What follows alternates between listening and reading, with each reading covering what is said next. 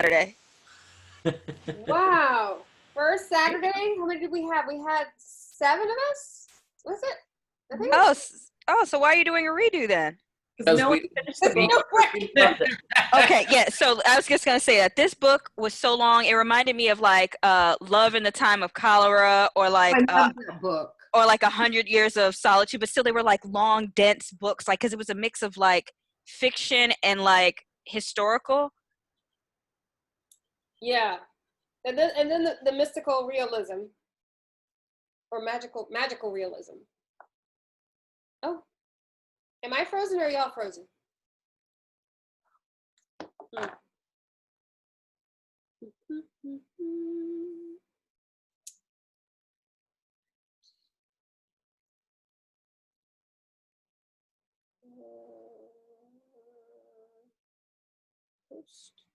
I know. When I got to that part of the book, I was like, oh, so this is kind of like the life we're living now. This is interesting. Yep. That was, yeah.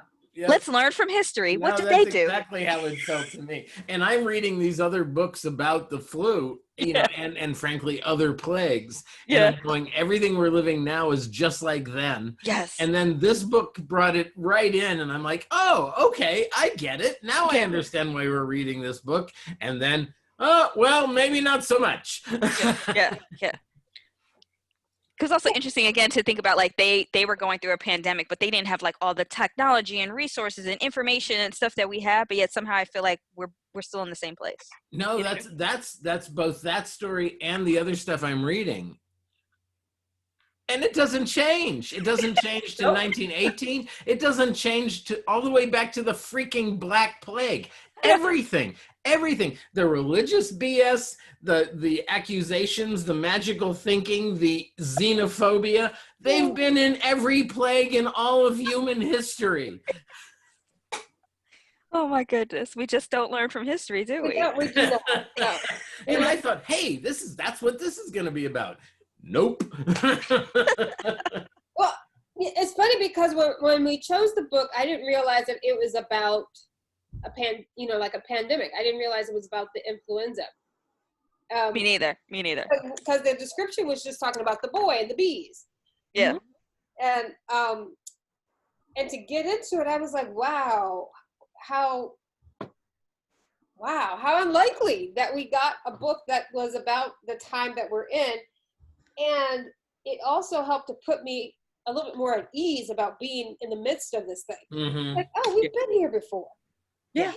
We can remember how to do this. I was. And when you come out of that, it's like, okay, now we're going to be moving past this. Like we all want to be moving past it. So then the next part is, oh, gee, okay, we're going to come out of this, and we're going to. Nope, it's going to go deep again. Yeah. It was quite interesting, the length of time that it took. So going back to the very beginning, what did y'all think of the character building of Nana Reja and her story, and then getting to who was the actual narrator of the book? I found that very confusing. I was so confused at who was who for the first, I feel like, third of the book. Like it took me forever to figure it out. And also, like, I don't know if anybody did an Audible, so they have two voices. I was doing both. I was reading and listening. Which so they have a woman and a man. Yeah, but it made it more confusing because I was like, there's a woman and a man, but sometimes she's reading for who. I'm like, wait, who's who right now? Who's who? But also, it was just very interesting how they thread things because it starts with the Nana, and you're like, where is this going? Yeah, and then it wasn't centered on her. So yeah, it wasn't centered on her, so it's like, okay. Well, Paula, you were particularly really good at the last meeting because some comment came up about the narration thing and it being Francisco, and I had not gotten to the point where it becomes very clear which Francisco we're talking about. Yep. And so I was saying, well, there's other, and you were like, oh yeah, there's some other. And no, there's not. It's one narrator, and I went back because I actually slowed down reading 3 weeks ago, so I didn't finish it until this morning, and I went back to the beginning and started reading, and in the Audible book, the first place that Francisco comes in and the voice changes. Yep. And it's like starting mid book, and and when he's born, and then he's telling, and you become, and I'm not going to say this because you're not finished with it yet. It becomes clear what this really is at the end. At the No, no, no. very end. Oh no, we can talk about. So no, I found that summary that our preacher found the last time for the other book. I found that, and I was like, oh, okay. So I know what happens. No, so, but I feel like I missed something. So like, we should have known it was him as the narrator in the beginning, because when he's talking about like getting old and what, it was like early on in the book, he's talking about getting old and wanting to go home. But he's talking about that before you even know he exists. Yes, that's true. Yeah. That's true.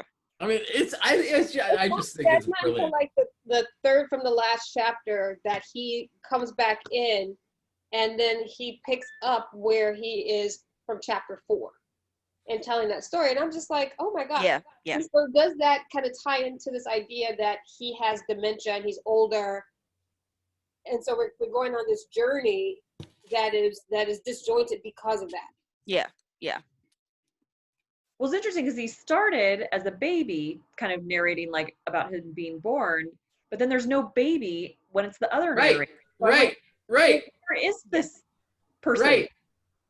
Yep. Did it get lost in translation? I don't know. And I wish Sarah was here because she read the Spanish. No, version. I think it plays out just perfectly, because when you finally get to the point that he's telling this story, and you go all the way back to the beginning, like I did this morning, Yeah. you go, oh, he's been telling this story for the whole freaking book. Yeah, but the hard part is because, again, if you listen to the Audible, because they switch voices when it's a female, you don't know. Like, maybe if I had just read the book, I would have only assumed there was one narrator, but literally in the Audible, they switched to, like, when Beatrice is talking, it's a female. And at some point, you get to the point in the Audible that you, at least me, I think of the female voice as Beatrice. Yes. I think, it definitely colors how you hear it. Yes. Yeah, because also that same voice is Nana Reja. That same voice is what was the other sister? Carmen. Carmen, yeah. Oh, right. Oh wow, sisters. So then when we get to the birth of Simonopio, and the magical realism comes in where the wind brings the baby's cries to Nana Reja while she's sitting on her porch, which I thought the description of her in that rocking chair, was amazing. Like I felt like I was there, and it was kind of like a old Western movie set that was in my head. Absolutely, yeah. So what were your thoughts about her going to get the baby, and then also this picturesque thing of like the beehive being sort of the umbilical? Yeah. And why did she bring it back with her? We don't ever learn why she brings it back, but it makes sense. It has to. It's the home of these bees, since they were covering Simonopio. I just found it very interesting that she would take the time to pick that up along with the baby, being as old as she was, and trying to trek all those kilometers back to that. I thought it was very interesting when you said last week about the fact that, or 3 weeks ago, that you heard this interview with her, and I want to get the link to that, where she said she didn't really think of it as magical realism. Because as soon as she brought the bees back, I was like, okay, I get it. We're in traditional magical realism reality. And you were saying when she was writing that, that's not where even she thought the story was. No, she said that in the interview, she was saying that the bees were just supposed to be there for the birth, and she was going to get rid of the bees, but the bees kept coming back to her. And so then she realized that they had to be in the story for the duration. And she talks about Simonopio and his name, that it was passed down from her grandfather, her great-grandfather, that this was a real person back in this city. So that place was not fictitious. It was something that actually had happened. And they used to make this salve called a pio that was made of ash and mustard or something like that they would bless babies and stuff with. So his name was Simon, which is of the Bible. What does that mean? The name Simon means the one who listens, which was ironic for her because he can't speak as others do, but he can listen to the murmur of the bees and get kind of this visual of what people are feeling and thinking and what's going to happen kind of in the future. And then for the Pio, it was because he was baptized. So they don't go into a whole lot of depth in the book, but she felt like she made that clear that the Pio was the baptism that Nana Reja had given him. Which I kept going back trying to find that in the book, and I was like, girl, that was in your head. Yeah, I was like, There was the whole baptism scene. I remember the baptism. They thought, because they were trying to baptize the baby before it died. They thought it was going to die. Yeah. Oh, Right, that's right. right, That's right, right. That's right. right. Not the coffin. Yeah. You know, I thought so. Okay, it's interesting your question about the bees and the beehive and why did she pick them both up, because that's another thread that feeds into there's two things I'm kind of troubled by the villain character, because to me it meant that the grandmother knew the real connection, like the full picture to the earth. It's like an indigenous view. So it's, and the bad family also came from South America, also indigenous. So I was trying to find the storylines in that regard, because, and especially like when he opened the orange and the pollen, you know, came out, because a lot of the ritual, well, most shamanic rituals have some kind of you know, it's either, like you say, the pollen or some kind of salve from honey or things like that. So I just kind of figured she heard the earth talking, which is how she brought it all back together, because that's Simonopio could also hear the earth talking. So that kind of was the storyline that anyway, that's my answer to your question. That's a good question. I hadn't thought of it, and it ties her in Process as well. I mean, I think it helps when reading this book to know a little bit more about the indigenous culture there. And then also the connection to the land, because the whole thing, even the villain, is about the land. Yes. And people's claim to it. Oh. Well, the Espiros Cueta thing really, I mean, he's a great villain. Yeah. But it's also really problematic to me, just in my mind, because it really bifurcates the story on a class level, you know. And so the guy who has nothing is the bad guy, and the family who has everything. Are the heroes. Yeah. Well, and also he was a slave before on the sugar plantations, so he's running with his family, right, to find something better and living the dream. I thought that was a kind of a good complication to throw in for Northerners. Wow. And then I'm like, how long was he there that he was able to build a house for his family? He built a house really early, and you know, I mean. And then how big was this land that the owner didn't find the house until much later? Like, you're there long enough to build something on somebody's land that they don't find until after you're done. Well, depends on, you know, what the house is, because you can make lean-tos or with branches or bush. I mean, it sounded like they only had the rags that they ran in or could gather. So I imagined it as something very simple. And it's like the bandidos who are also in the, you know, running around the hills. I've never been to that part of Mexico, but I think that it's mountainous, so there's places to hide. I just assumed it was just a gigantic hacienda because they have such an abundance, and you're going from the two places early on. I mean, that there was so much land that these two locations were, a day's journey, so I just figured it was a gigantic piece of land, which is why he was afraid it was going to get appropriated in the reform. I a few years ago I was renting a place in Petaluma, and I watched my landlord build a 3-story house in 2 months by himself. So I guess if you know what you're doing. yeah. Wow. Well, one of the people I work with, they had to go last week. He came from Northern California. His brother's up there, and his brother, I guess, had built a house at one point, never permitted, so no insurance, and the fires were getting really close. So they were rapidly trying to figure out what to do with this uninsured house, and you've never had a permit. Like you just up there build it. No one's around, no one sees. So luckily it didn't burn down, but That's a lot. the When I was whole in New family Orleans. They all went up there and they were fighting the fire to save the house. Wow.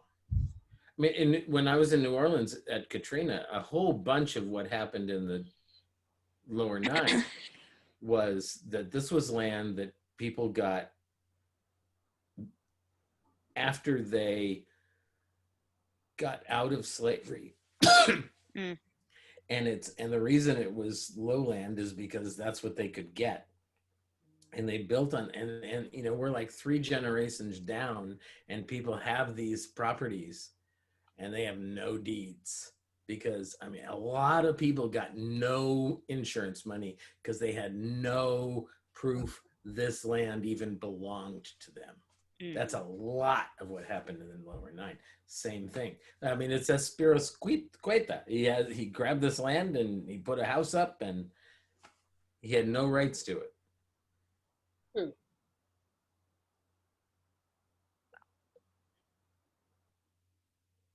So going back to Francisco in his younger years, where he becomes a shadow of Simonopio, and he starts out not being able to talk until they threaten to take Simonopio away from him. What did that do for you as far as watching that journey and that friendship develop? I loved that aspect. Yeah, that was beautiful. Yeah, and the fact that he was the only one who could understand him, and he didn't understand why other people didn't understand Simonopio. They were like, he's like, I understand what he's saying. They're like, how do you understand what he's saying? Yeah. But it wasn't, I wouldn't say it was a friendship. Like he saw him as his big brother, right? Right. It's totally a more sibling relationship. It was quite striking, and when they said you're going to have to start going to school and learn how to talk, and then they said you're going to have to spend less time with Simonopio, and he was like, oh no, you're not. That's not what's about to happen. And then when he realizes that he has to open up his mouth, and then he's shocked at what comes out because he hasn't been talking. That was like, wow, okay, the strength to overcome things of that nature, but then also noticing how it began to other Simonopio was very striking because he was so young. Yes. And he was the one who was just like, Simonopio is like the most intelligent person around. Like, what are you people talking about? Waiting for his godparent. I kept waiting for people to be, I mean, strangers were cruel to him, but I kept waiting for the godparents or something like to be cruel to him. And I was glad that it didn't happen. Like it was like a nice aspect. But also another good question you asked, does anybody else was English not their first language here? Because when you switch language, like if I switch languages, like a whole different feeling comes over my body. So it's like you go in a different like It's reality, right? So it just feels different, and you can say things in a different way. And so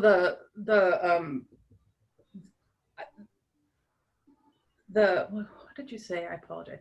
But it's also scary, especially when you're a kid in the States, to learn when to switch. Ooh. And when to speak, like to know when to speak what. And so your question of like, how did that, I felt I felt his body, actually I felt shame, I felt the shame of it, because I was shamed. I mean, like, I think Wow. that's what happened to me, but that I think it probably happens to a lot of people. But I loved that. But you felt it in reading it. Yeah, because I felt sorry. You know, I knew what that's like. Mhm. What was your first language? Russian. Oh. Yeah. What is it? My first language, Russian. Russian. Okay. Wow. Yeah. Lucky you. During the 70s, in the height of the Cold War. That was my language in college in the 70s. I remember enough to just get me in trouble on the bus in the Richmond these There days. you go. I say a couple things and then people start talking to me like, "Я не знаю." Wait, Tatiana, was it the othering from your family, or was it you are now separate, like you're separating yourself from your family because you're speaking English, or it's because it was my dad. That was my dad fighting with my mom because we're in America and they have to speak English, but it was also in school. Okay. So, oh, yeah. and the kids, and when you have another name, like a name that's not American sounding, we get. Were you in San Francisco? I was in the South Bay. I have a nephew, he spoke Spanish and then English, and he refuses to speak Spanish anymore. He's 13 and he's completely embarrassed by it. Like, he will only speak English. He has like all these issues with speaking, the language his parents speak. So That's sad. it's really sad. It's very prevalent, actually, in the schools. Our own Spanish teacher, her kids won't even speak Spanish. Wow. And they speak Spanish at home, but they won't speak it outside of the house. But they'll only answer her, but they won't have a conversation with her. It's kind of interesting. Okay. But then one of the things that blew my mind recently, as I was on a Zoom call, we were talking kind of about language, and this woman shared that she remembers distinctly the first day that she woke up and she had dreamed in English. And I was like, wow. Like, I hadn't even thought about that. She's like, I know people who have studied Spanish and who have said, I dreamed in Spanish, and it's like their triumph of learning the language. I mean, it's never happened to me, but that's what they say, is that this, I've had several people say, that I dreamed in Spanish last night, and it was like, holy crap. I was moved to tears on that call because she was saying that was the first time that she felt American. And I was like, whoa, we don't know what immigrants go through to be a part of American society and American. Yeah, the desire for assimilation into the culture. Yeah. I was, when they're probably better off not assimilating. not at all. It also explains why so many immigrants support conservative politics.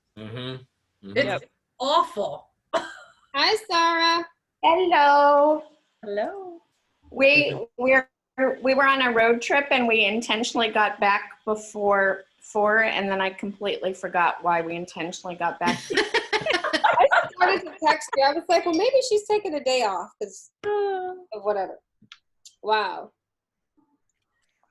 Tom Snyder has a book about being Irish American. I can't remember the name. It's a really good book, but he talks about that thing that Tatiana was saying, that, you know, that the embedded conservatism because of generations of trying to be American. You know, and the Irish thing is that, you know, that plays into the whole invention of white thing. You know, it's the Irish weren't white until the country needed them to be, and now and it's like, yes. But do you feel like Simonopio ever really felt isolated? I feel like he liked being in his world. Yeah. Better than being in everybody else's world. Absolutely. Yeah, because he had that, he was so angry. Like there was a level of just pain and anguish that never left him, seemed like. And you know, he wasn't happy for anybody else, and even though nothing grew on his land, he didn't want anybody else to come on that land, and it's just, I don't, yeah. You're talking about Anselmo? Yeah. Okay. Yeah. Isn't that who you met? No. I was talking about Simonopio because remember, he couldn't talk to anybody. He was always in his own world with the bees, but he always seemed happier in that world than that trying was totally his real world. Yeah. It was kind of like, I have to tolerate you people, but like, I'm happy in my world with my bees. Although he really liked his godfather, the idea of spending time with his godfather. Well, that part was amazing in that he became the expert. Like after he goes and he gets the orange, the bees tell him to go to this place. So he goes out. And did he get lost during that time?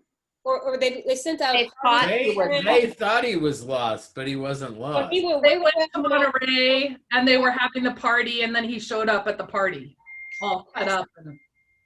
And he has the orange. And we were talking about the symbolism of that, but then he becomes the expert, and the light bulb that goes off for Francisco is like, we are about to fold. Like, we don't know what's coming next. And then you have this memory. So then going back to the idea of memories, it seems like Francisco has this problem that ebbs and flows throughout the book, no matter what age he is, like remembering history and culture that's been passed down from generation to generation, and also remembering the elders. So he talks about remembering his father from the photographs, and then the photographs actually becoming the memory versus the actual man.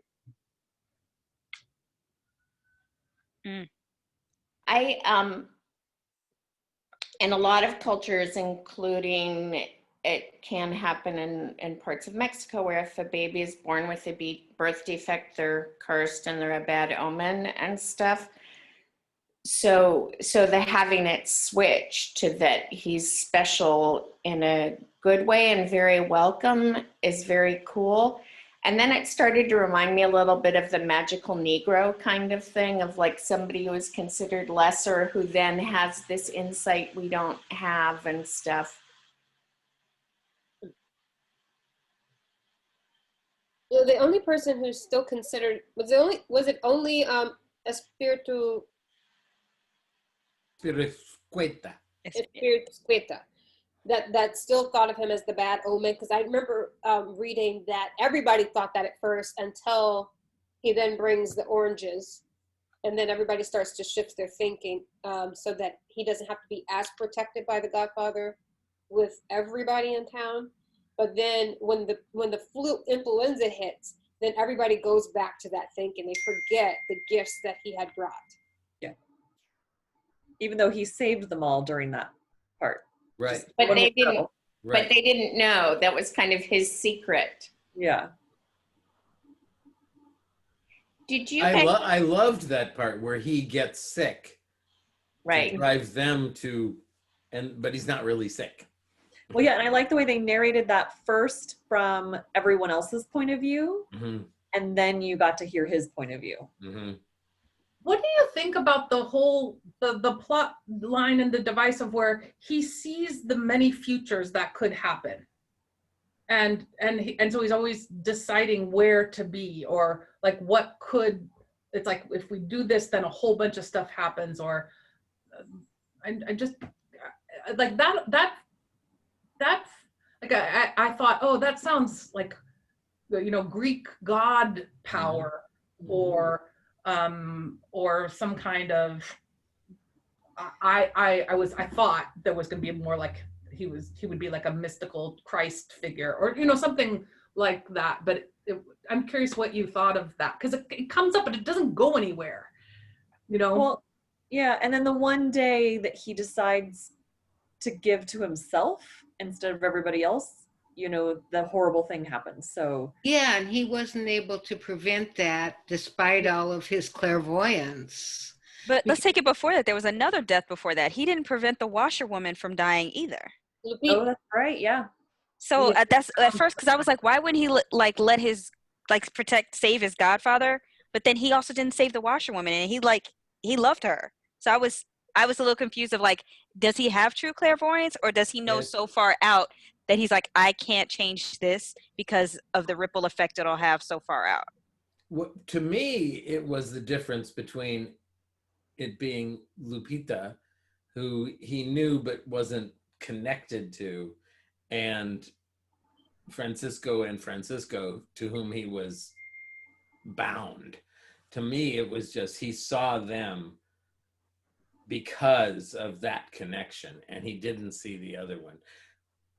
But that's how I read it. Remember, he used to follow the washerwoman around, and like Yeah, there was a he point liked her. Where's the point Yeah, where he she did was like like, her. he was like preventing her from dropping the basket because he knew that she was going to get surprised and was about to drop the basket. So he offered to carry the basket for her because he knew the surprise was coming. So it's like, it's where he did have a close relationship. So I was really, or is it just because of the power of the coyote and because of his own fear of the coyote, and the coyote, you know, it like clouded it.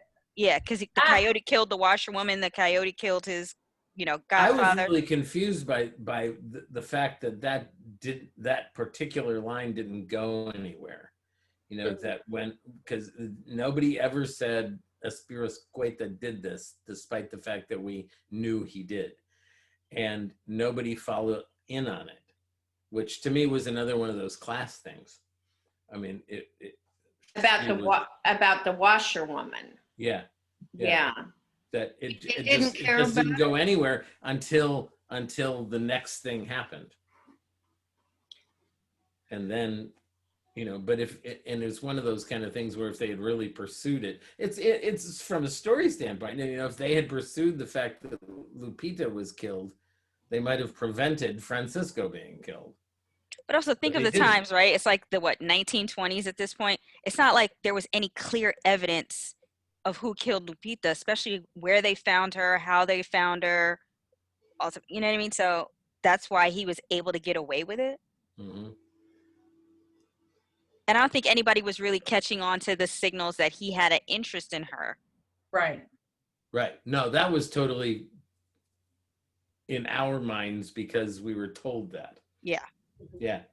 I found very frustrating that it must, and I didn't pay that much attention to names, but that I think the washerwoman was Lupe, and she was interested in this. Yeah, not Lupita, Lupe, yeah. Yeah, you're right. Or probably Lupe and Lupita, I don't know, but that Lupita, that she was interested in somebody else, Martine or something. Yes, and she wasn't allowed to be with Martine. Said to Martine long ago, you don't go out with somebody who works in the house. And all through the book, and I imagine you guys already talked about this, I had a hard time with, okay, well, we're identifying with the landed gentry who want to keep their power and their land and stuff. And the one person who is rebelling against that and trying to get land is like this evil bad person. Is the bad guy. I'm like, well, we can tell whose perspective this is from. And then the idea that the landowner, the boss, was able to tell somebody, don't go out with the person that you want to go out with, who eventually, as I assume, the person was staring at him, which so infuriates our bad guy. Oh, I hadn't realized that she was staring at Martin at the dance. I assume that that's what it meant, because later they circled around to saying that Martin had been interested in her, because Lupe is looking at somebody who is always looking in the other direction, never looking back at her. And you don't know who it is. Which I'd assumed was Martin being like, oh, I like Lupe, I like Lupita, but she's forbidden fruit, so I'm just not even going to notice. I'm not even going to look.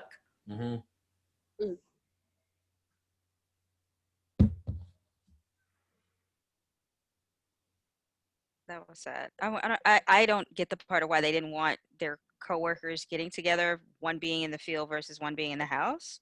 Yeah.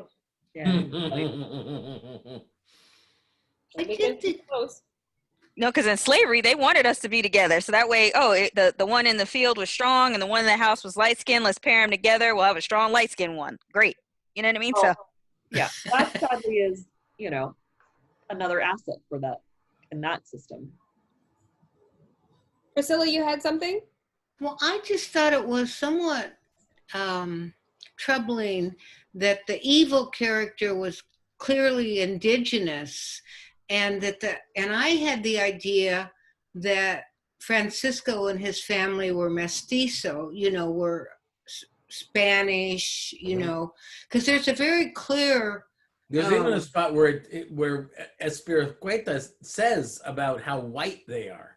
Yeah. Yeah, and I found it kind of confounding that the worst guy in the book was this indigenous guy, and I got this idea that he came from Oaxaca, and I don't know why, but I figured he was Zapotec because I got the idea that he was short and dark, and I struggled with that because I wasn't sure. I don't know. I just felt that it was a bit disturbing. Yeah. They talk, and somewhere in there it talks about people from the nobility and having had land passed down. That means they were mestizos for sure, I don't even know how mestizo. Yeah, because they were flat out Spanish. Yeah, well, that's even higher. Yeah. Right. The author herself looks very fair-skinned. She does.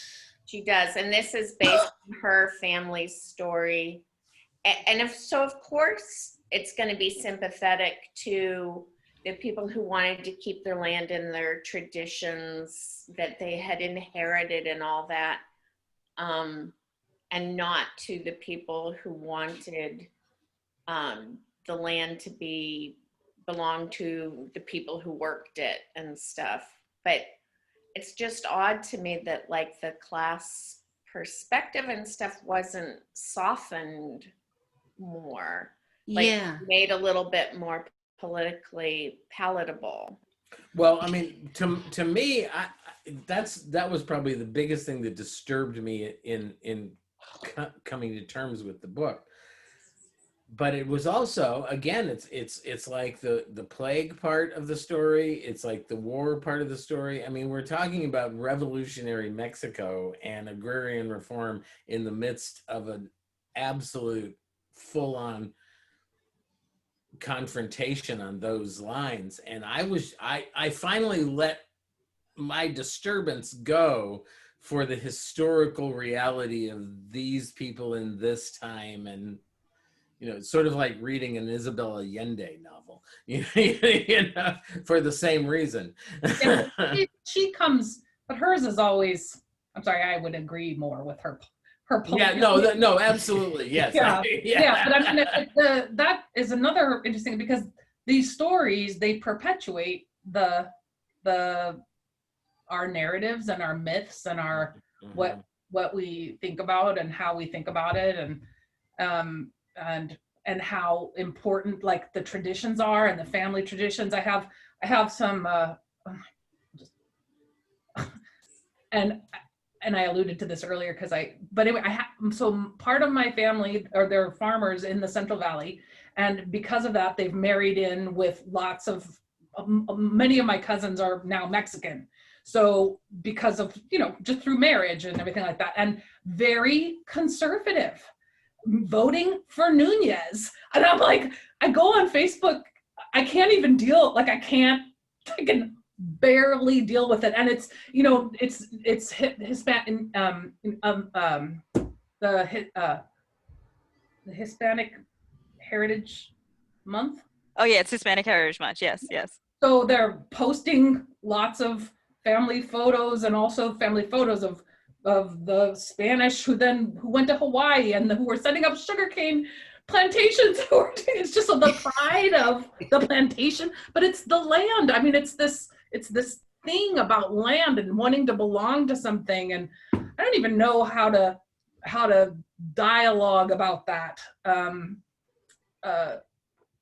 in a way that's productive right now. Because I was told all growing up, because I grew up on a sheep and cattle ranch, it would be great if you married a rancher someday, like someone to increase the land and increase, my dad quickly realized I was not down with any of it. So yeah, think. But it's just kind of like, that's what you do. You just keep growing the land. But I mean, we talked about how important land and home ownership is. We read the whole Color of Law. That was all about the importance of owning and excluding people from owning. Exactly. Oh, I hadn't even thought about that. That's a great juxtaposition. That book to this book. Yeah. That's interesting. Because all of our heroes want to keep control of their land. And I felt like the Bandidos, which would have been, I guess, Zapata and, Right. They were not explored much, And they were bad guys, yeah. No, they were only explored as the people who were trying to steal the land from our heroes. Bandits. And some of them were bandits, but some of them had very high ideals. Well, there's also, was it the Banditos that also killed Francisco Sr.? Yeah, that was They pulled him off of the train. Uh-huh. Right. Yes. Yeah, that's not going to give your family a balanced perspective on the politics of the time.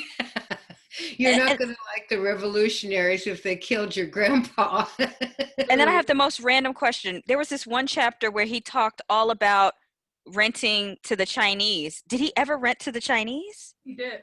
I thought he gave them the land to grow the vegetables. Did he end up doing it? It was so confusing, that chapter. I was like, he was talking about it, but did he actually ever act on it? And then it was never mentioned again. So again, I was like, no, I think in that section he did in fact do that. Yeah. Okay. Yeah, because he was like, they were the ones selling the vegetables. He's like, how would you like to be able to? It made sense, but I couldn't tell from that chapter if he actually did it, or if he was only thinking about it, or he was fighting in his head with his ancestors about doing it. They were presented like the model minority. Yeah. Exactly. Yeah. They were paper owners who he was going to trust to give the land back to him. Mm-hmm. And he had that kind of and- agreement with most of the tenants on the land that Right. they could do that. And then everybody shifting into the agrarian reform was very interesting, because now we get to the point of where we are right now with agriculture in America, going through a pandemic, and what's happening to the farmers. And we see the government giving relief aid to all these other entities and corporations who have billions of dollars. But then the farming industry has been kind of left out there, especially after they've gotten them to abandon all the crops that they would have been growing that make sense for the areas that they're in, and have them all growing soy and wheat and lentils and whatever the heck. And working in the meat plants. Yes. And things that never make it to the people who are actually starving. But this is what we're doing. And so it's, again, the cycle repeating itself all over again. Yeah. Yeah, I remember as a teenager, I because somebody just recently said it's the 31st anniversary of Farm Aid. Wow. Members Farm Aid. Yes. So and I and when I was a teenager, struggling with trying to form my political ideas and things like that, and really being angry at farmers because of the conservative viewpoints, and yet the farmers really when you talk to most of them, and most, if people are doing it ethically, even cattle ranchers, they love their animals, they love the land, they love so it's just, but it's just like this. I still struggle to make it, even I have a better analysis now, so can make better decisions, but it's complicated too. And like, who gets to own, or who gets excluded from owning? Like you were saying with the other, I didn't read the other book, but I can imagine. It does better analysis, but it doesn't help a whole lot. I was thinking too about like what stories do we hear? What the idea of history is written by the victors. It's like, okay, what books do we get to read about other countries and other cultures? And often it's because someone from our culture has gone there and written about their time there. And then authors from those countries who have been able to go to university and have the connections are able to write the book. And she's obviously clearly, the author is clearly still kind of like from the gentry kind of thing. Well, see, now I had, that's the place I was early on in reading. And I literally had to let that go, or I wouldn't have been able to read the book. Yes. So I just latched onto Simonopio and went deep Jungian on it. I was like, this is mythological, figurative, magical realism, and I'm gonna go with the story, because if I had started to analyze it like I started to at the beginning, I wouldn't have been able to read the book. Yes. No fun. I mostly saved it, tucked it away in my head for. Yeah. Oh yeah. So did I. Yeah. And then I was never clear whether Simonopio came from an indigenous background, like who had left them. Me neither. I was wondering about him. No, but see, that's what I love. He is unspecified. It's like he literally is a magical being. Yeah. I mean, for us, if this was like the census checkbox, he's the other. Bees. Choose not to specify. For a brief moment, I was trying to gauge, like, is Lupita old enough to have been his mother? Because she comes from someplace up in the hills. And I was trying to piece together maybe that timeline, but it didn't quite make sense. And I was wondering, like, if that was kind of the reason that she was so shy about trying to get with Martin. Oh, wow. That's interesting, because that's where she winds up under the bridge. Mm-hmm. Right. Oh, I think that. Oh. Yes, of course. That devil and the problems he caused. And I was thinking, like, was that another rape? Like, was that another him, her, not even a band? Like, it made sense that they would end up in the same place again. Now that one we definitely have to ask the author about for sure, because it's like, ooh. That's where I did what I said. That's where I just went full on Jungian. It's like, this came from out of time, and and maybe it was that, but it was still out of time. It was Espiricueta's wife who died. What if it was one of her kids? But did they arrive later in the story than Simonopio? Before? No, he was one of the He was there. He was the first one to say he's the devil. Get rid of him. Yeah. Right. And maybe he had already gotten rid of him once and thought he's gonna die. Oh. Whoa. This is so much harder than Color of Law. That was just straightforward wrong. This is like. Color of Law was hard, though. To the bees, because many indigenous people's culture, you talk to the plants, the people in the jungle, they like talk. The trees talk back to you. I know. I wanted to say that too, because I worked in Mexico a lot, and I worked at this clinic in this place called Ahoya, which was about 3 hours up in the mountains. And the guy who ran the clinic is, if he had a case that he couldn't figure out, he'd get on the horse and he'd go to Apollonia, and Apollonia would cure whatever it was. She had a big herb garden, and like there was this one girl who was had a lot of seizures, and they couldn't figure out why she was having so many seizures, and everybody was flocking around her and all worried about her. And David, his name's David Werner, he took her up to Apollonia, and he said, "Oh, I want to talk to you about this girl." And Apollonia said, "No, I don't want to talk about her at all." And Apollonia sent the girl over to shuck corn with everybody else.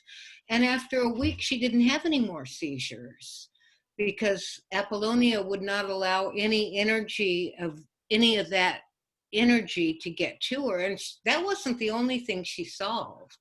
It was, so there is there is magic in Mexico, I think, from what I've seen. And in other lands too, like think about, do you guys remember when Michael J. Fox did a documentary where, like, I think it's when he went to Tibet, his like Parkinson's wasn't as bad as when, for some reason, it was like when he was there, and they were trying to figure out, like, was it the altitude, was it the whatever, but like when he was there, it wasn't like, he wasn't as shaky, he was more himself. So there's just definitely places around the earth that have certain energy, and that energy like affects our, our body, right? Like some would say the Bay Area is one of those places. A lot of people are drawn here because there's a certain energy in the Bay. And again, is it a healing power? Is it a spiritual thing? Is it whatever? But there's a certain energy here that people feel that's why they're drawn here. Yeah, and in a lot of cultures, Parkinson's is not the problem. Like he gets it's a gift, and you get something from having that. Yeah. So we just see it as you got to cure it. Yeah. But my partner's sister is super hypersensitive to EMF. I mean, she her skin goes on fire around like cell phone towers. I mean, literally, she doesn't even see them, and she goes into, and it's clearly, we've talked about it. I have epilepsy, and she and I have talked about it as both of these being, ADA related things. She's very big on the fact that everybody should be getting rid of all, and I'm always like, you have this thing. She also happens to be a very intense shaman. So I think those two things are connected. But it is exactly that way. I mean, she is hypersensitive to certain things that most people are not. Random but related, she should watch Better Call Saul. I will pass that on. there is a character in the show who is, but in his case, he just thinks he's allergic to electricity, but the extremes he goes to and how he lives, and he's a powerful, rich lawyer who like literally has his own law firm with multiple people in it, but like everybody caters to his allergy to like cell phones. Also, like for example, like if you want to go to his house, you have to put the cell phone in a. Well, that's what happens if you go to Shelley's. Yeah, you have to put it in foil and put it in the mailbox. You can't come in the house with it. Like she should watch Better Call Saul.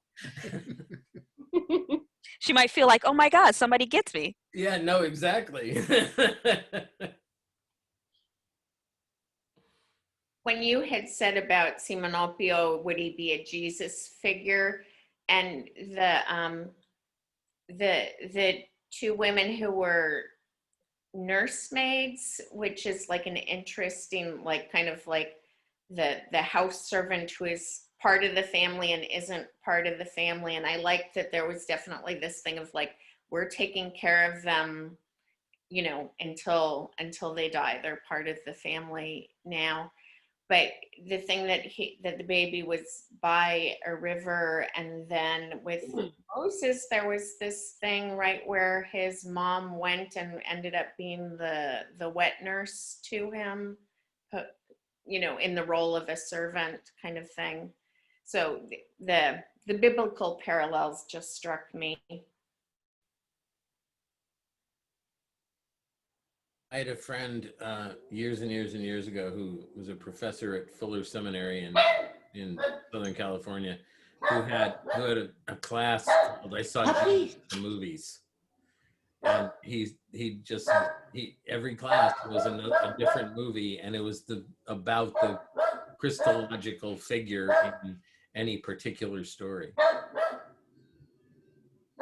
Now that you say that, now I wonder if the grandmother was Simonopio's mother. Because you know how Wait, Nana Reja or the actual grandmothers? Because remember Nana there was Reja. Nana Reja. Because the Francisco's Beatrice gave birth late in life. Yeah, she did. I haven't, sorry. That just Wow. occurred to me. And It's they're like in a this. miracle child. Like if who is it? Ruth? So who would be the father? Sarah. Would be okay, yeah. I don't know. I mean, because we know Nana Reja had one child who died, and like from that point forward, she was a wet nurse. Wait a minute, hold on. Did anybody figure out where these 20-some odd kids came from the family? There was one generation somewhere in there that produced 20-something kids. And I was like, is it Francisco, or is it a combination of all the siblings having kids that I thought it was they said it was one family that gave her 26 Beatrice's kids. brother's wife. Beatrice's brother, I thought, that had A whole bunch of Catholics. I was like, oh my God, these people just kept her busy. Yeah. And then you feel no kind of way about it. 26 kids, plus everybody else in the town. Yeah. I mean, literally, her milk never dried up. Yeah. Which means, much less chance of any babies of her own. True.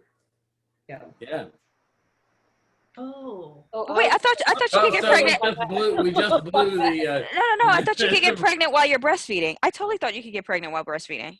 Can Yeah. get pregnant while you're breastfeeding, but particularly exclusive breastfeeding much decreases your chance of getting pregnant. But like part bottle and part breastfeeding, not so much. Got it. Yeah, because Carmen or one of the sisters had the one kid and then the next kid right away. But at that, yeah, I mean, if you got 18 at that point, you're just it's like you just kind of pop them out, I think. But also, if you're handing off the baby to a wet nurse, then you're going to be able to get pregnant more quickly. Right. Not that people don't manage to anyway. I've had patients who needed to wean the youngest because they discovered they were pregnant with who was about to be the new youngest, which really I think sets them up for sibling rivalry. Like, you took the boob away from me before you even got here. I love Wow. So going back to, well, there was two other things that I was interested in. Going back to the socioeconomic conversation about how they start to build a kind of country club in the other cities so that they could stay connected and so that the daughters could see their boyfriends, I thought was very interesting. Who was it? Right. Carmen? Yeah, Carmen, and I always forget the other sister's name. Yeah. Consuelo? Yes, Consuela, you're right. So Carmen and Consuela. Yeah, Carmen was the oldest, and then Consuelo, and they were in, it wasn't Monterey. What was? Yeah, Monterey. They went to Monterey for school, and then they went back, and the social club was in Monterey, and then the second social club was in Monterey, and then they married the two brothers in Monterey. So. And then, we should But just then buy they a came house back to in Monterey. Linares for the wedding. We're just gonna buy a house. What's the point? Like, we need to see our daughters, and then also the fact that going back to a spirit. Help me with the name, Espiritu Cueto. Yeah. When he goes to the house and offers to send her to school, and Yeah. the daughter has nothing, and then she has the doll that they gave her, and the father is livid that she took this thing and embarrassed him in front of everyone. Yeah, it was the doll and the clothes. Remember, he like made her strip naked of the clothes out in out in front of the house. We don't want anything that's theirs. And left her in the house with the burning chilies to burn her eyes. Yes. Which Oh. I've cooked enough chilies to know that was, and it says like his mother did to him. I was, I mean, I have a hard enough time cutting onions. Yeah. Right. We know how he got to be how he was. yeah, you know, she did a good job of making him really, really ugly. Well, that intergenerational trauma, right? Yeah. Exactly. And same with Beatrice's father, and Epigenetics, yeah. Mm-hmm. Well, that whole thing just reminded me of it took me to Downton Abbey when they have to go off to war, and so they have to figure out the women have to figure out some kind of way to entertain themselves while the men are away, and they start to create these kind of social gatherings and the flower. I went off on a tangent on that one. I was like, I had a lot of Hollywood moments. Like I've never been to those parts of Mexico, so I had to go to the Hollywood set. So even in reading, my reading was whitewashed because I had no connection to any of it.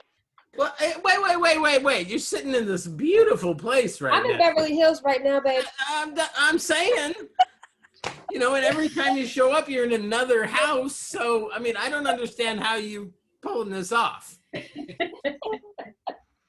I love it. I just have been up in the mountains of Mexico. Next time, I'll have some mountains, and I'll be in the mountains next time.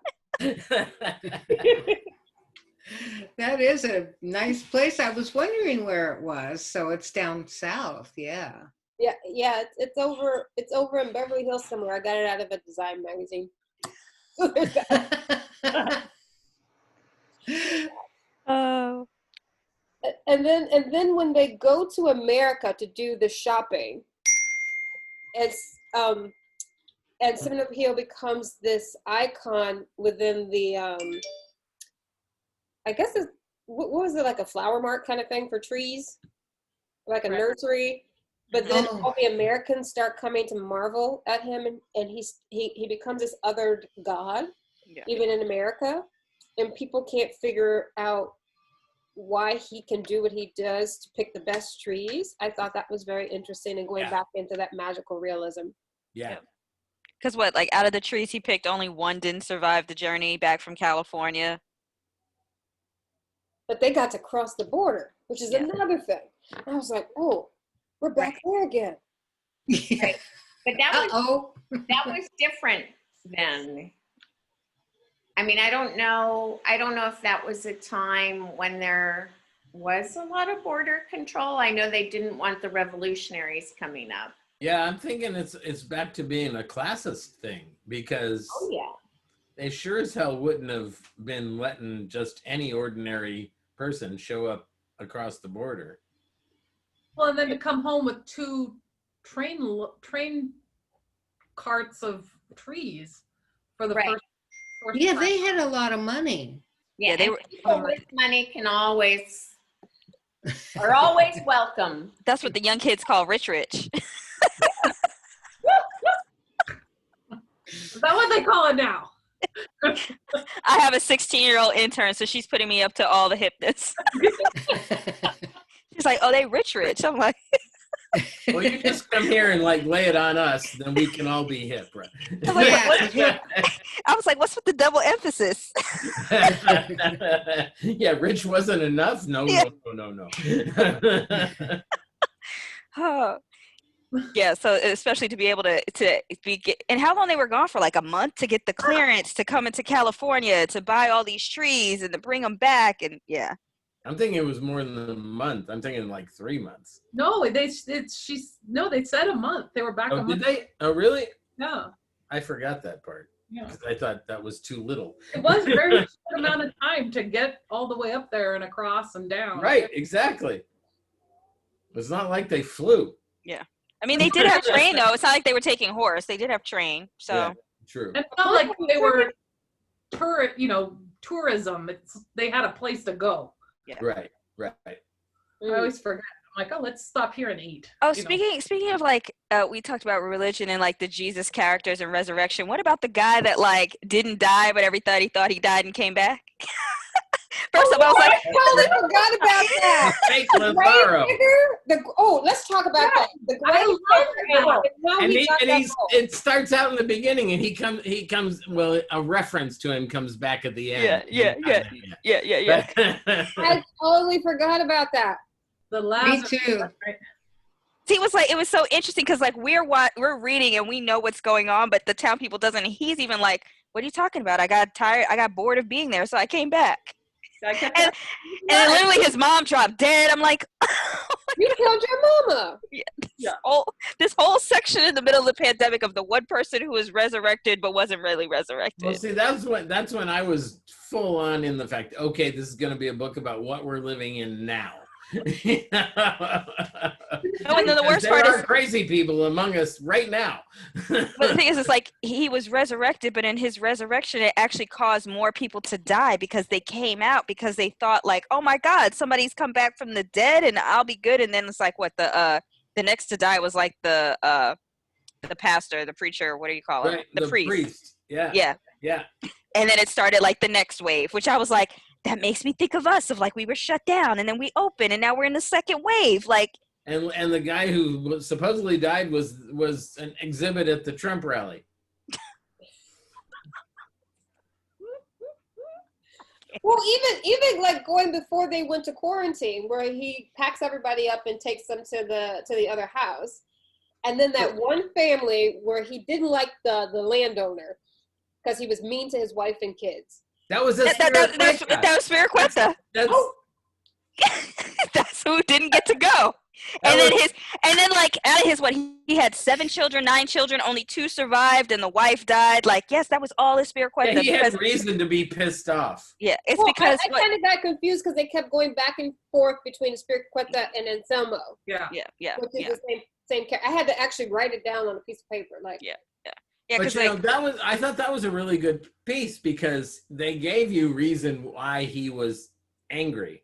Yeah, he had lots of reasons. It was like a pancake, like a pancake stack, like But another pancake. But it also played it out. I mean, they got sick because He sent his asshole sent his wife to get cigarettes. Yeah. Which and weren't they growing tobacco anyway? they were going I sugar hadn't cane. thought of that. No, I thought they were my growing sugar God. cane. But every other place that was out there, there was tobacco everywhere. Well, and he was always growing. That was what he always grew, and it's what he wanted to grow. So yeah. No. It's he didn't get to grow it. He wanted to grow it, Right. and he was like, "No, you're going to grow oranges. Yeah. You're going to grow oranges like the rest of He us." should have dried some out and put it out back when he had a chance. Yeah. Well, he didn't like his wife anyway. No. He didn't like well, he was misogynist, clearly. There's the thing where he's talking to the bandits and he talks about how many kids he has, and he says 1 because he forgets he has a daughter. Right. Yes. What ended up happening with the daughter?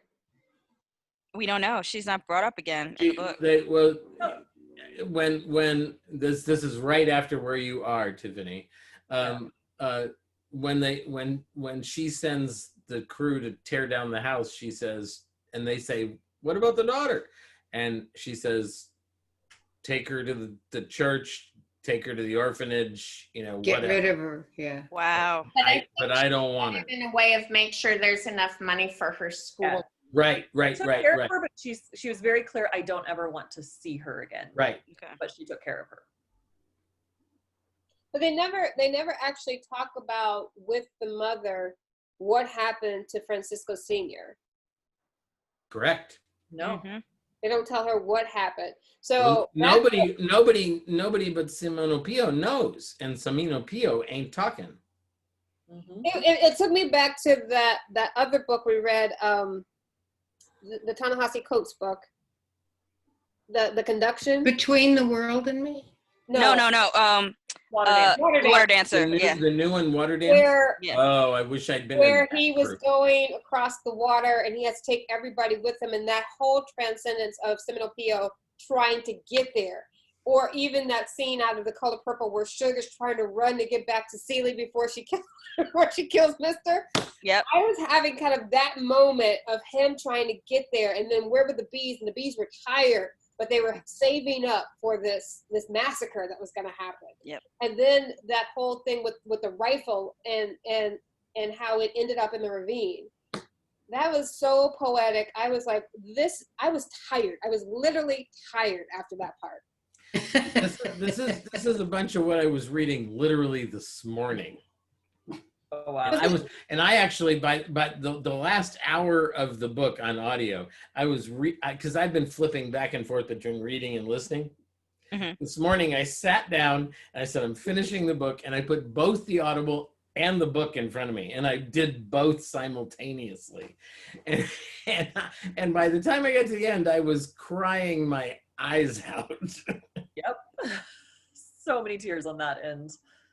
I thought it was very cool that the orange, cool and very unfortunate that the orange trees didn't do well after Francisco was killed, because so many bees died while they were helping Simonopio wipe out Espiritu. Yeah, there's that great line in it, and which again you haven't heard yet, but No. But I told you I read Cliff Notes, so I already know what everything's happening. Where they say that around the whole area they had a lower crop, and the farmers didn't pay attention to why. Yeah. Nobody thought to count the bees. Right. But it makes you think about us. So one of my friends always points that out. He's like, there are not enough bees. He's like, when's the last time you saw a bee? When you do see them, they're struggling. They're like Yes. on the sidewalk struggling. Yes. Well, see, I fortunately, it might be the only advantage I feel about living in Petaluma with an artist who is a botanical person, i.e. this back here. And we have flowers in our backyard that are perpetually infested by bees, like an orgy of gathering pollen every morning. It is awesome. So, Well, at least they didn't. and I have a friend who has 2 hives in Sonoma, a guy who I did a film about a couple of years ago. He has a rooftop garden that has 2 beehives, with a whole collection of bees. And it's amazing to go to his house and just sit out on the top of the roof and have the bees literally like flying around you.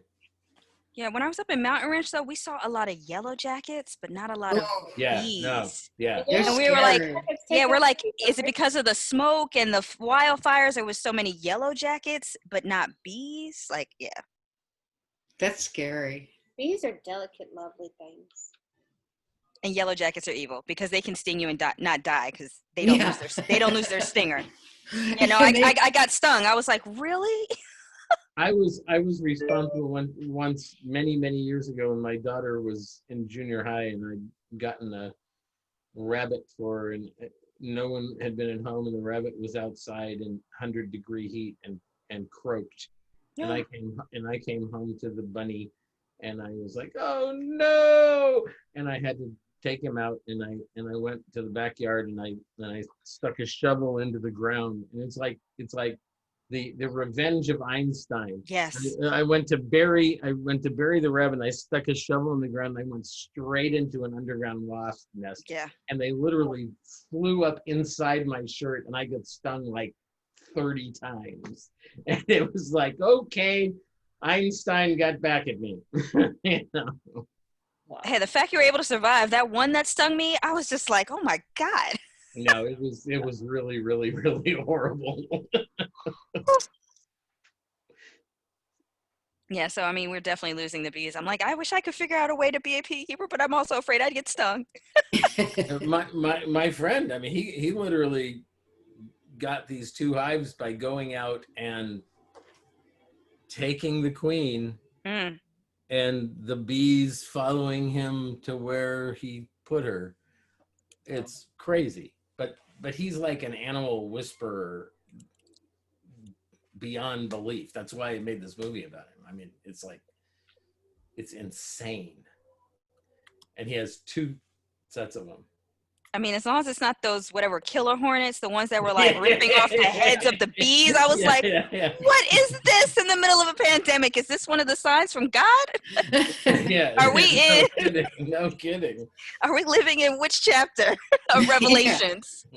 Right. I was at the post office the other day, and somebody when the sky was all brown, Oh. and the guy said, "I'm waiting for the locusts and the earthquake." You know? And then Ruth Bader Ginsburg died. Yes. Yeah, exactly. Exactly. That could be a So metaphor sad. for both. Pardon? I said that could be a metaphor for both. Mm-hmm. Mm-hmm. I tell you. Oh, So I have to read this one piece that in the book late that I caught this morning, and then it's repeated, or a part of it is repeated like 4 or 5 times by the end of the book. And I literally, I hope I can do this without crying, because frankly, I cried every time I've read it. It's when he's coming out of the taxi and he's talking to the cab driver. Mm-hmm. He says, "Tell them to walk in the shade, to listen with their eyes, to see with their skin, and to feel with their ears, because life speaks to us all, and we just need to know and wait to listen to it, see it, feel it." And then there's the line from Simonopio where he says, "Listen, pay attention." And I thought, that's the whole book in 3 sentences. That's true. That is true. If that part right there, if you have Netflix, I recommend watching My Octopus Teacher. Oh, that was so Somebody else mentioned that beautiful. just the other day. That thing, That was beautiful. same. It's no, because people had been posting on Facebook to watch it, but I have no idea what it's about. So I will put that at the top of the list. It's just beautiful. It's beautiful. And that book, The Soul of the Octopus, was really good too. The But soul. they feel What are you watching? there aren't, they're suckers. It's like Yeah. having all that is how they feel. Connection. Unbelievable. And taste. The dad giving advice about like walk on the shady side of the street. Yes. Was interesting to me because when I was in Cuba, they also have a saying that's more like, if somebody's walking on the sunny side of the street, they're stupid. And I was like, there's sayings about it. And I because I'm so fair skinned, I tend to walk on the shady side of the street. And I was walking to and from class with a fellow American there as a student. And when we were walking back, it was the middle of the day, so there was no shady side of the street. Otherwise, I would have dragged her to it. But then she heard that saying. She's like, "Oh, we got to walk on the shady side of the street." And I'm thinking, yeah, we would have been if there was one.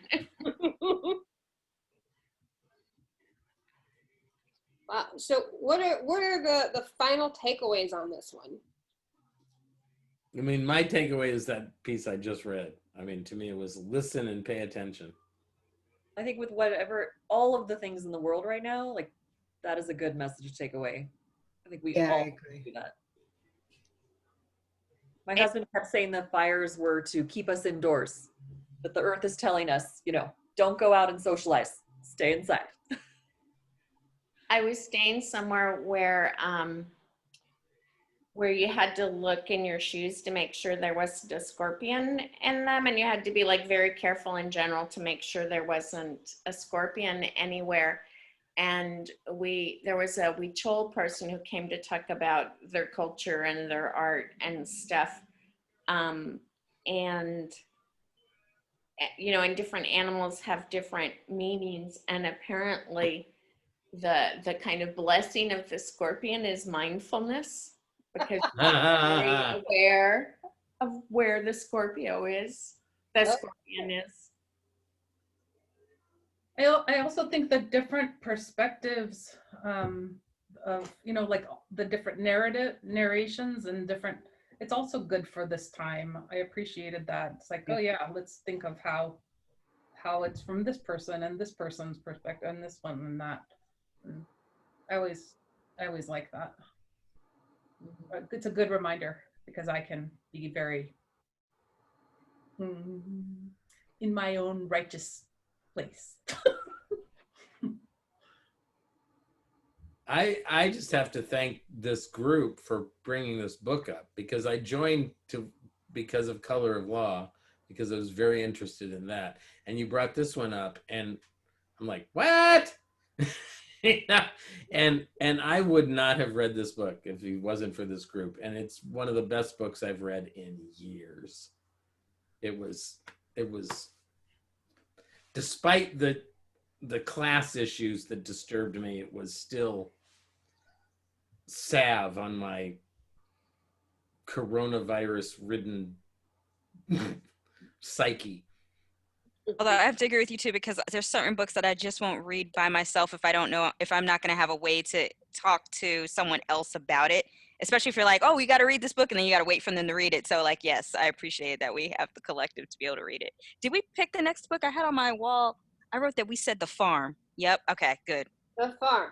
I enjoyed being immersed in another place and time, and that there was the parallel of the, of a pandemic and political upheaval. Like being immersed in something that has anything Handmaiden's Tale about it, I'm like, I cannot handle it.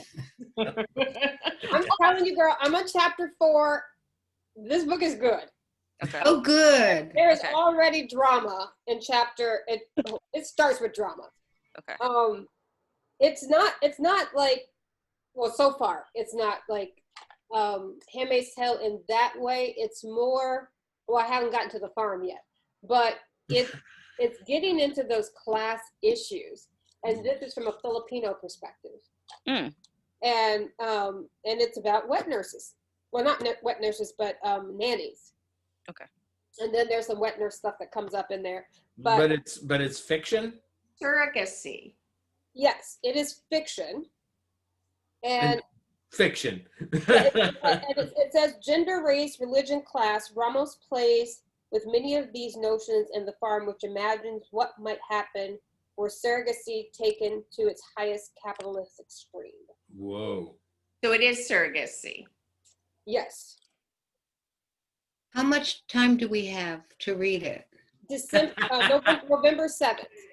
Oh, I thought we were meeting in October. No, we're not. This is okay. We got pushed back because so we pushed this back. the last time what we decided is we were going to take a week per 75 pages. Oh, that's a good equation. Okay. Because we realized that we didn't give enough time for the Murmur fees, so we came up with that equation. So all the events are actually loaded into the Facebook pages if you are on those. So they're in the group that's private, and it's also on the public pages as well. I don't think I found them, but I'll invite you again. thank Yeah, you. me too. But what's the date for it? November what? November 7th. Okay, And it's The then Farm. we also have a book and a date for December, which is the Nickel Boys. Mm-hmm. Oh, I And heard that was one good. is December 5th, I think. Mm-hmm. And then I had on my list the last one. Maybe this is January, or maybe we won't do it. I had an American Marriage. We did not go into January, but we could go ahead and schedule that one if everybody's comfortable with that.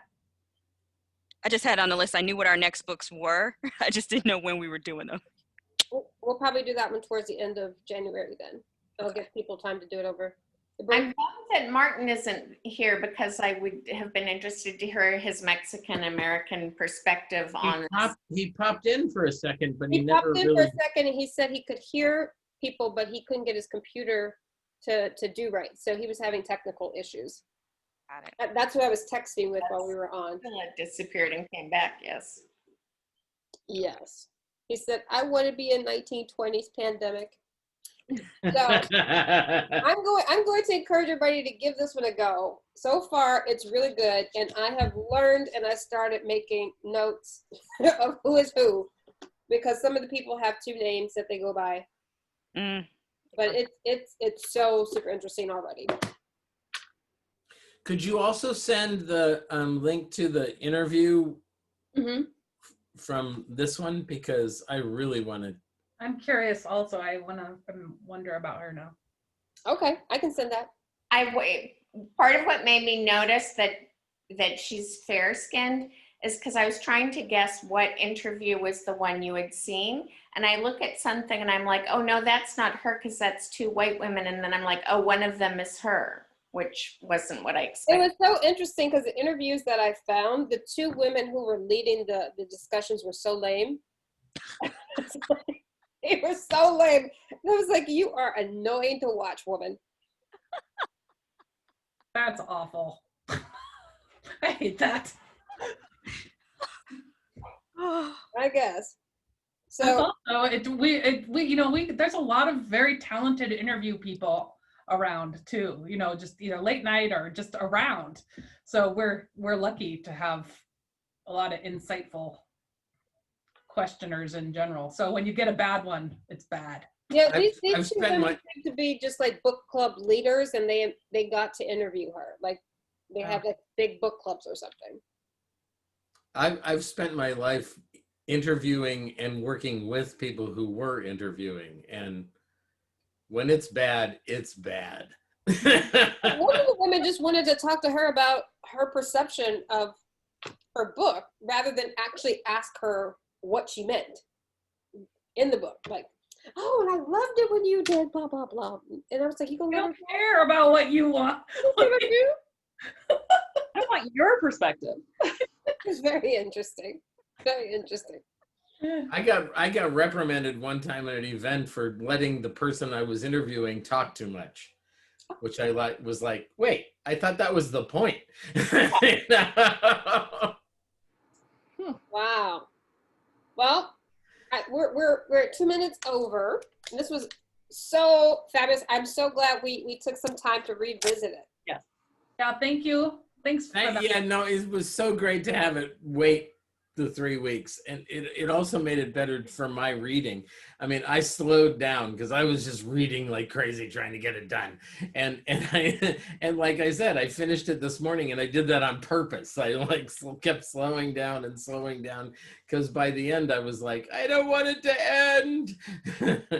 Wow. I regret that it wasn't fresh in my head anymore, because very soon after when we were supposed to have talked about it, I finished it in a big spurt.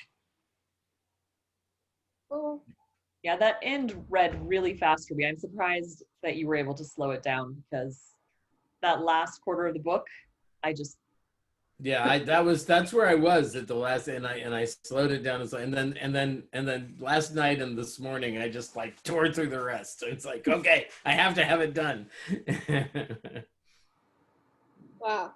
And then I cried and cried and cried. Well. Oh my God! Wait. We're not meeting each other till is it after the election? Oh my God! The election. Do we need to have an election meeting? Paul and we did go back and forth. Do we meet the weekend before the election or the weekend after the election? Good question. Yeah. Or both. I know, right? I'm like, This book. We do another one of our so last time, even though we decided not to talk about the book, we spent the entire time talking to each other. Yeah, So no, we it was could put awesome. book club. We could just throw a post-election meeting in there. Yeah, I think we can either have celebration or we can console each other. yeah. So that's why I'm like, ooh, what's that date? I'll create an event. November 7th. I'll create an event. Yeah. Yeah, we might need to read before to talk about the book, because after we might need to decompress. Yeah. Wow. I feel like we're gonna need to decompress either Or way. if we meet before, Yeah. Elections are November 3rd. Mm-hmm. Yeah, what's the date for the book? November 7th. Oh, so that's the same date. So Yeah, we could have a 6-hour meeting. Yeah, maybe we add some extra time because people are gonna want to Am I share. telling you the right date? Hold on. That was the date we said. Oh, for some reason it didn't populate my calendar. No, okay. Okay. All right, yeah, we might have to just tack on another 30 minutes because the first 30 minutes we ain't gonna be talking about the book. Yeah, you're No matter right. how this turns No, out. I think 30 minutes is not going to be enough. Either way. I mean, because let's forget the presidential, even like the propositions that we have on the ballot right now. Like, oh my God. So many. Yeah, about that. Oh, wow. Yeah, because what Proposition 209 is back is whatever the number is now. I don't 18, 16, whatever the number. That's the other thing. There's so many. It's very hard for me coming from New Jersey. You already vote about this, and you just want to go rewrite it to something else. Or go back, basically to reverse 209 to back to what it was. Exactly. Before 209. So that's why, like, coming from New Jersey, this proposition thing is new to me. I'm still trying to figure it out. Like, I need to study because it's so many and there are so many numbers. I'm like, how do they even number these propositions? How do we go from 209 back to, I'm like, back to like 16? There's 16, 18, 22. At least that's what I've seen the commercials for. So I have a group of friends. We each take one proposition and it's proposition party. If you, I can That's cool. probably, if you're interested, let me know. Yes, absolutely. Because there's so many. That's very interesting. Yeah, because have to do all. I mean, it does us. I mean, we're all very left leaning. So No, because the other challenge is that sometimes if you want something to if you want something to stay the same, it means saying yes. Like that's the thing that confuses me of like, what does yes really mean and what does no really mean? Confuse you. Yeah, exactly. Yeah, because it's really like when whenever like because someone was trying to explain 22 to me, they're like, no, yes means no and no means yes. I was like, wait, what? Yep. All right. So then I was like, I don't want to vote wrong. I don't know. I'm gonna change this event then to end at 6. Okay, cool. Okay, thank you. Thank you for leading us. That's perfect. Yes. Yes. All right, and then we'll say we're gonna earmark the first 30 minutes for Decompression. decompression. Okay. Excellent. All right. Yes. All right. Everybody. And also, guys, invite friends, even if they don't live in the area. Folks who you think would be interested in joining the group. They don't need to be local to join. Okay. Cool. Yeah. Well, enjoy your condo, Paula. Well, I'm about to go out on the veranda. They'll come on up anytime.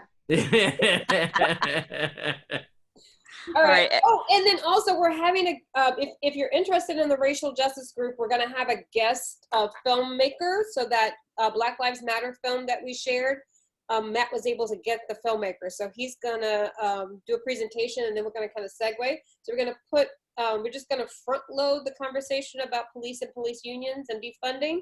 And we're going to spend that time to create a space to talk about that film, but then also segue into Breonna Taylor. And that's Tuesday. That's Tuesday. Now, is there a link where we can actually watch the film? Yeah, it was in the last one, but I'm going to send it out again today. Okay. All right. All right. Bye, Priscilla. Thank you. Thank you all. Bye, Mary. Bye, Tiffany. Bye. Bye. Stay healthy, stay safe, and vote. All right. Bye.